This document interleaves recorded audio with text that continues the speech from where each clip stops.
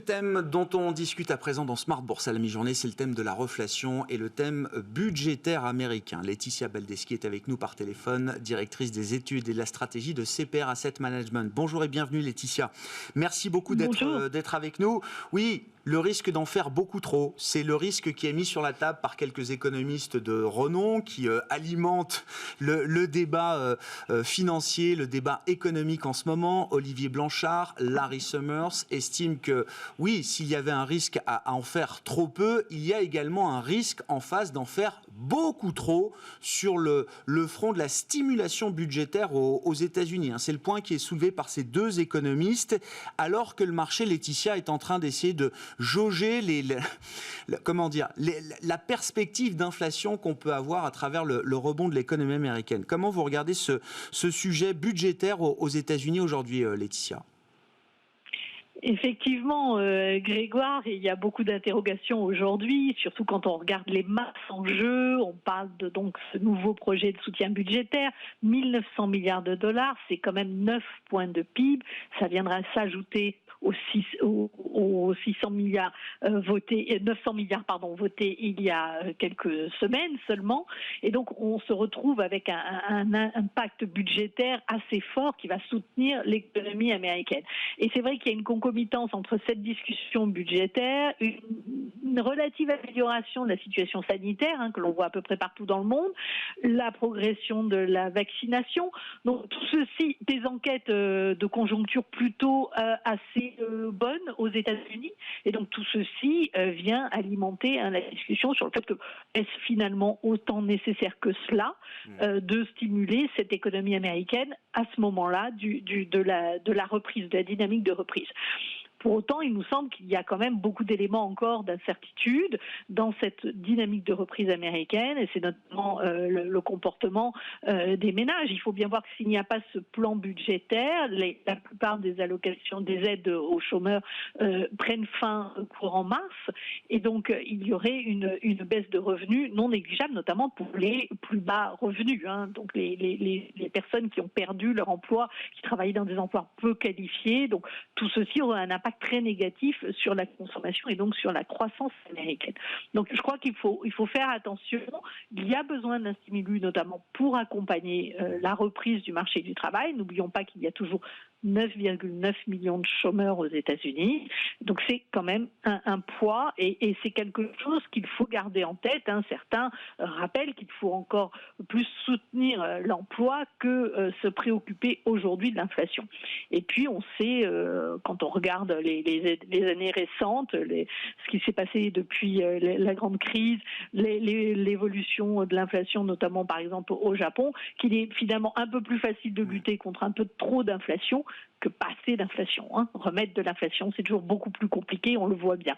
Donc, on est sur cet arbitrage actuellement, mais il est un petit peu normal qu'il y ait des déclarations de cet ordre, compte tenu, comme je le disais, de l'ampleur des enveloppes budgétaires annoncées. Ouais, il faut le rappeler, c'est le point qui est souligné par Olivier Blanchard, c'est-à-dire que au cours de la crise de 2008, les États-Unis avaient compensé avec le budgétaire, on va dire, la moitié de la perte de richesse, la moitié de l'output gap, la moitié de la perte de production par rapport au rythme de croissance normal. Là, Olivier Blanchard estime que les États-Unis sont prêts à compenser 3 fois la perte de richesse.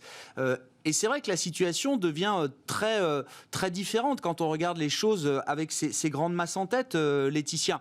Je comprends qu'il y a peut-être aussi différents horizons de temps, c'est-à-dire que dans l'immédiat, le risque d'inflation semble assez limité.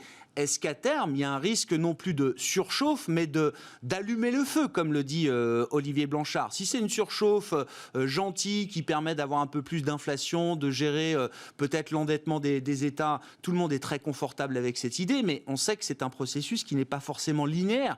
Est-ce que c'est un risque qui pourrait d'ailleurs peut-être se matérialiser par une volatilité de marché, une volatilité obligataire plus importante que ce qu'on connaît aujourd'hui ?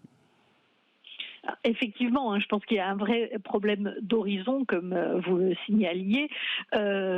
Aujourd'hui, on parle de volatilité des prix, sur les prix. Hein, on le voit bien, on a beaucoup de bruit sur l'inflation. Il y a eu pas mal de mesures qui ont fait que l'inflation était très basse, et puis c'était cohérent avec la récession mondiale. Hein, donc une inflation très basse l'an dernier, un effet de base favorable va faire toute petite hausse de prix sur certains secteurs va se traduire dans les taux d'inflation un peu partout. Donc on va avoir une réaccélération des prix dans les prochains mois. Pour autant, est-ce qu'il y a un vrai événement inflationniste, si je peux m'exprimer comme ceci? Pour moi, effectivement, il y a un événement inflationniste si vous avez une accélération de la demande et qu'en face, les entreprises ne peuvent pas répondre par leur offre et répondre à cette accélération de la demande.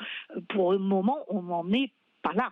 Hein, on a effectivement des sources de demande potentielle à se développer dans les prochains mois. On pense notamment à l'accumulation d'épargne, hein, qui a été considérable sur l'année 2020. Mais encore faut-il que cette épargne se traduise en consommation. Or, on le sait, l'épargne, plus de 1500 milliards disponibles aux États-Unis en surplus de ce que l'on avait pu observer les années précédentes, elle est surtout détenue par des ménages aisés. Hein, donc, ce ne sont pas ceux qui ont la propension marginale la plus forte à consommer, et donc ceci risque de se traduire plutôt par des réallocations de portefeuille vers des actifs risqués, hein, soit dit en passant. Donc, on aura une inflation, mais aussi des actifs risqués peut-être dans les prochains mois.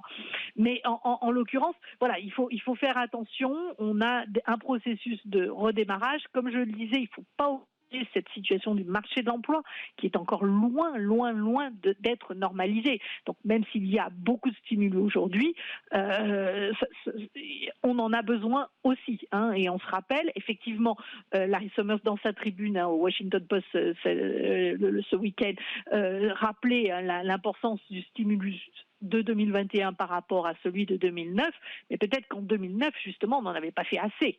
Hein, quand on a vu derrière la lenteur notamment du redémarrage de l'investissement des entreprises, qui est la croissance potentielle de demain, eh bien, on peut s'interroger. Donc peut-être mieux vaut-il qu'il est plus judicieux d'en faire trop que pas assez. On en revient là.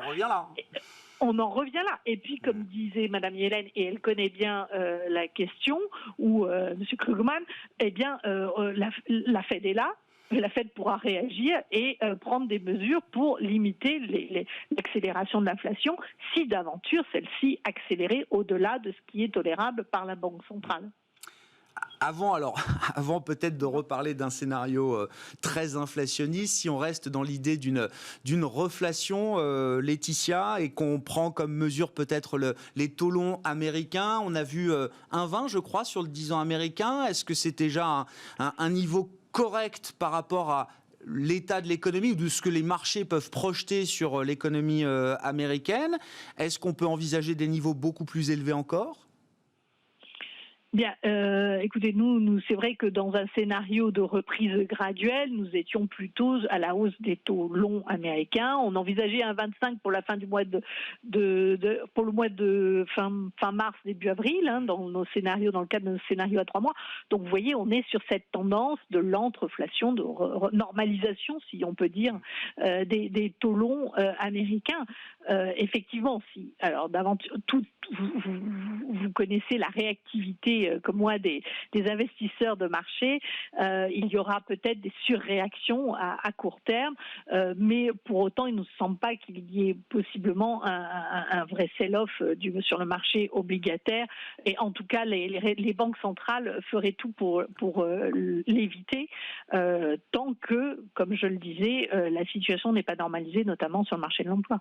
Bon, on verra comment le marché réagit au prix de l'inflation aux États-Unis qui seront publiés demain à 14h30 pour le mois de janvier. Le CPI, l'indice des prix à la consommation, avec l'inflation sous-jacente également qui sera communiqué. Donc demain en début d'après-midi, on avait déjà eu un chiffre d'inflation spectaculaire pour la zone euro. Je rappelle que l'inflation pure sous-jacente en zone euro a rebondi de manière historique d'un mois sur l'autre pour s'établir sur un an en janvier à 1,4%, le chiffre le plus haut depuis 2015. Merci beaucoup Laetitia. Laetitia Baldeschi avec nous par téléphone, directrice des études et de la stratégie de CPR Asset Management.